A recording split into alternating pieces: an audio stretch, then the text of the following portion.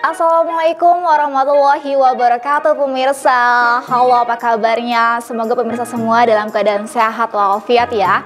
Senang sekali saya Zulfatri dapat menemani pemirsa selama 30 menit ke depan yang akan menyajikan kisah dan kehidupan realitas selebriti tanah air secara positif, santun, dan penuh inspirasi. Semua dikemas dalam cerita selebriti. Cerita pertama datang dari komedian Aming yang pada Ramadan kali ini lebih mendekatkan diri kepada Allah SWT. Lantas bagaimana ya Aming menanggapi komentar-komentar dari warganet atas perubahan dirinya? Berikut cerita selengkapnya. Komedian Aming berbagi cerita seputar pengalaman spiritual dirinya yang kini lebih religius. Dijumpai beberapa waktu lalu dalam sebuah kesempatan yang baik di Depok, Jawa Barat.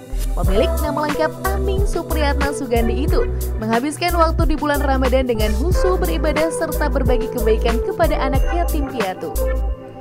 Selain itu, Aming mengaku akhir-akhir ini lebih banyak bermuhasabah diri. Bagi pria kelahiran 7 November 1980 itu juga mengamini setiap doa-doa baik yang datang kepada dirinya. Masya Allah ya pemirsa, semoga Aming istiqomah ya, amin.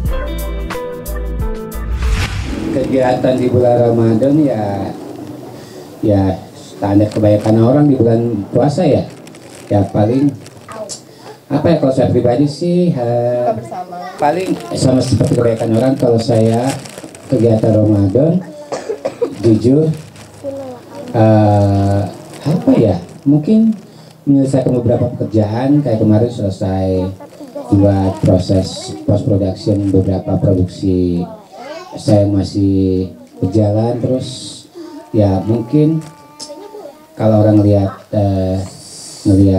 media sosial saya, mungkin saya lebih banyak menghabiskan waktu untuk apa ya puasa pasti. Alhamdulillah taraweh kalau nggak keburu di masjid, saya melakukannya di rumah secara solo gitu kan.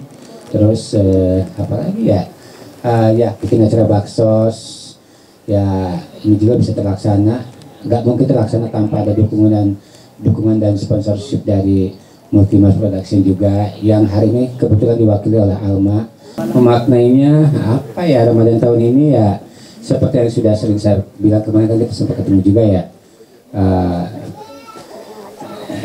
apa ya, we are getting older not getting younger gitu kan.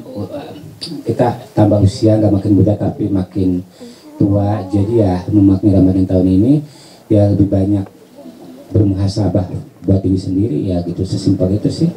Kalau ada doa-doa di luar sana, saya tekankan kalau ada doa-doa di luar sana yang bilang A, B, C, D, E, amin. Tapi saya pribadi nggak mau sesumbar ya, karena apa yang di framing, apa yang dikonstruksi secara persepsi oleh media, oleh kalian, oleh publik di luar sana, saya anggap sebagai sebuah doa yang baik. Kenapa enggak ya?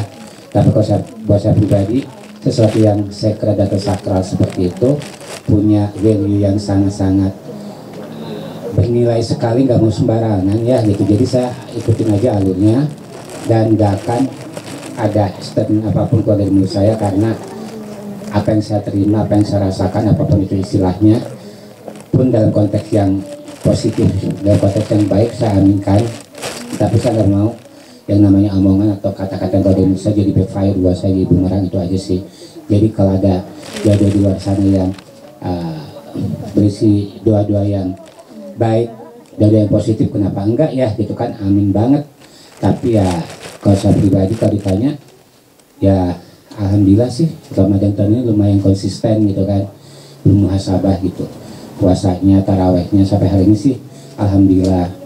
Mudah-mudahan minggu kedua atau ketiga kita lihat saja nanti ya, namanya iman kan naik turun ya, maka saya nggak mau gegabah. Jadi itu aja.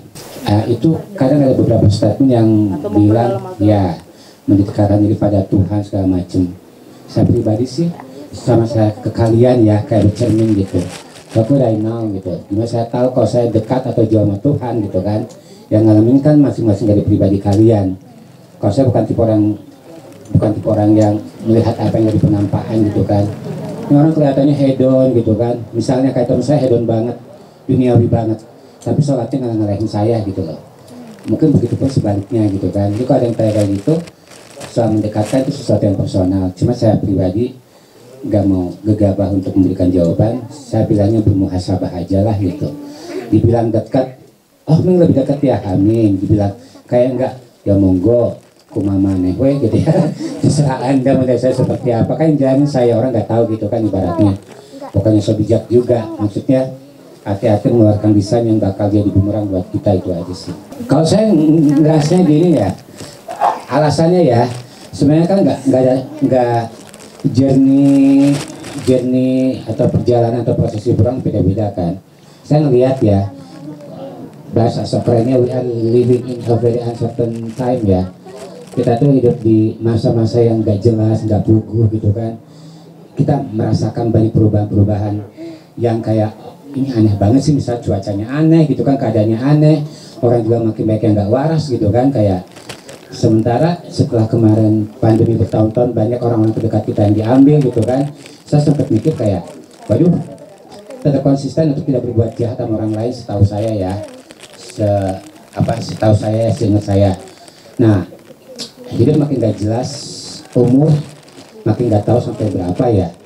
Ya masa mau gitu-gitu aja gitu kan. Mikirnya gimana caranya bikin balance antara duniawi sama akhirat gitu kan. Ya terlalu akhirat juga, kita masih hidup sebagai manusia, mati juga belum mikir akhirat mau gitu kan.